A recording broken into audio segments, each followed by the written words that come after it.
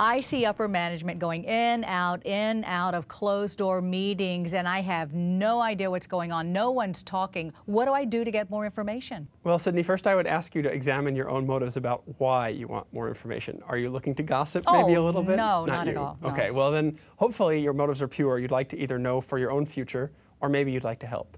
And if those are the case, then there's nothing wrong with approaching some member of senior management, hopefully one with whom you have some trust, and asking not for specifically what's being talked about, but for some general, what are the topics of conversation in these meetings, or, anything I could help you with. Yeah, I'd like to get more involved. Say, is it appropriate, though, I don't think there's anything wrong with asking, and I don't think there's anything wrong with, if they tell you some general areas and you have some expertise in one of those areas, saying, hey, I could give you some data to support you in that meeting. Or I have some skills. I have some skills, I could help you with that meeting. Offering help is never a bad thing, I don't think.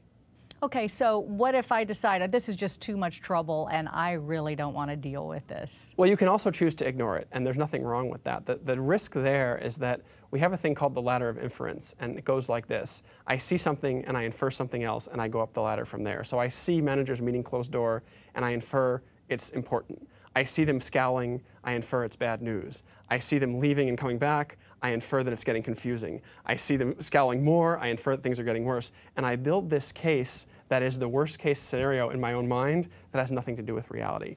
Don't do that. If you're going to ignore it, go work on something else. But don't build a panic situation in your head and stress yourself out for no reason. And go talk to everybody else about it. And then go tell everybody else of all the bad news, and now you've created a problem where there was not one before. In summary?